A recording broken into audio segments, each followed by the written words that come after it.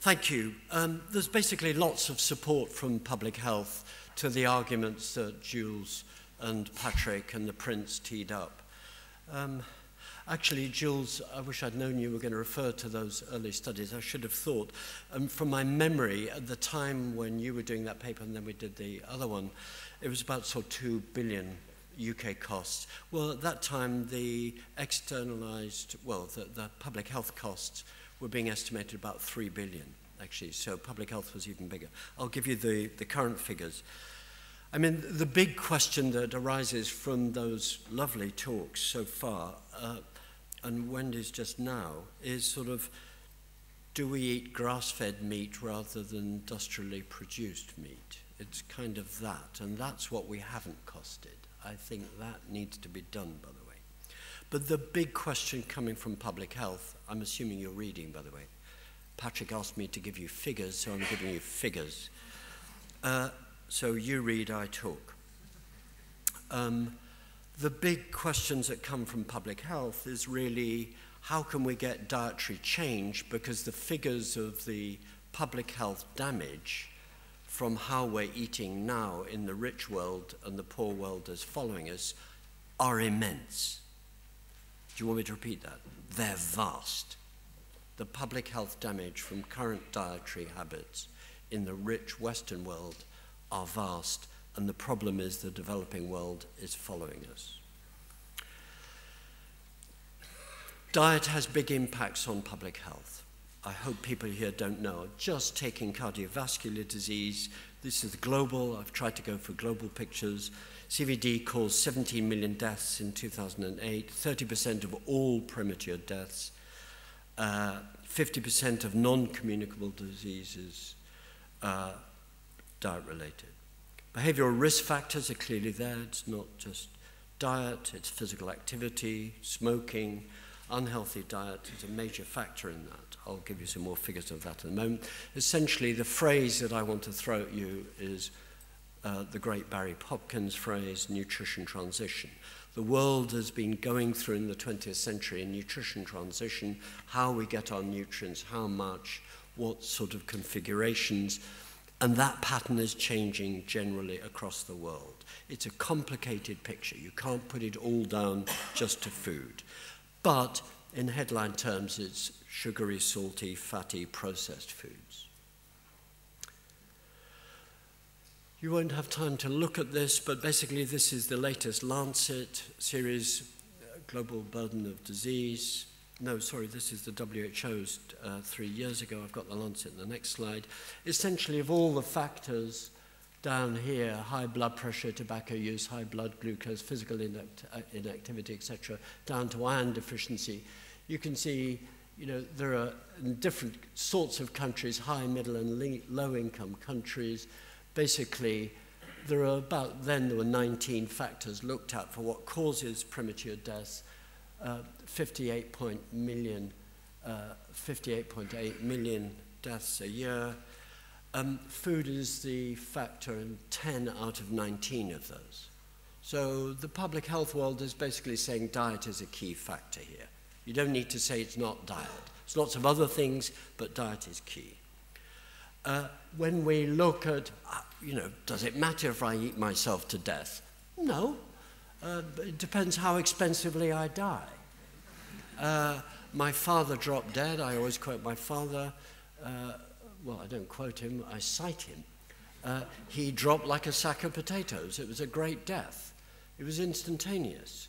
Problem was, for 6 months before that, he'd cost the National Health Service a fortune because he'd had an early stroke and it cost a lot of money.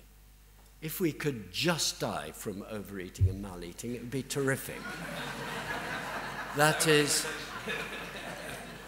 it's my minor revenge on my father that I can tell him this story. He was a tricky man, by the way, particularly for me.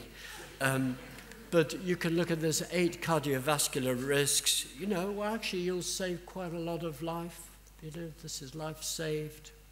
In Africa, you save a fantastic amount of life. You know. Let's go to the cost. The picture is a complicated one in public health and nutritional epidemiology. I'm touching on it. The EPIC study, which is huge, I'm trying to look ahead, not the damage we've caused, but let's look ahead. These are really interesting figures. Looking ahead for the next 20 years, non-communicable diseases, that's diet-related, are going to cause global economic losses of very big proportion. This is 30 trillion US dollars. These are World Banky sort of figures. From diabetes, mainly going over to sugary foods, cardiovascular disease, you can read them all there. Just to put it in context, I thought let's put it in context. This is taken from a really neat Harvard paper, by the way. Total global healthcare costs in 2009 were 5.1 trillion. So we're talking huge costs over and above what we currently spend. The entire GDP of low-income countries was only $1 trillion. So, in other words, the health costs of the next 20 years are going to be vast from the change. And I don't want to go over top. I mean, Ken referred, I have a PhD in psychology. I was very interested in mental health. Mental health is actually going to be a major problem. It's not just food. Even though I get out of bed for food, it ain't just food. Okay? You can look at these. Here's the Harvard. This is World Banky people, World Economic Forum is WEF here. They're getting really interested in this because this is serious money caused by how we eat, among other factors. But prevention can be fantastically expensive for, are we being recorded? Next to nothing. I would use a word beginning with B and then U, all. It's nothing. And yet we're not doing it. It's nothing. We're in Britain, benighted Britain. If in doubt, blame the Brits. So I thought I'd end with some British figures. This is from my friend Mike Rayner and the British Heart Foundation team, who are fantastic. I've been doing the equivalent of Jules starting 15 years ago. Jules, you asked for it. I've given you them. I was part of this team. The Foresight obesity study, I was a member of it. We calculated that obesity's costs in Britain in 2002, about the time of the Jules study, £7 billion only for obesity. Okay. About 2/3 of all premature deaths are, 30,000 of the deaths could be delayed if the UK just met current dietary guidelines. You can read all of this. I'm going to end by saying, well, what does this mean? It means sort of dietary change. It means, I think, culture change. I'm a psychologist who's gone wrong. I start thinking about soil, but I actually think about, again, I'm going to pay homage to Jules, agriculture.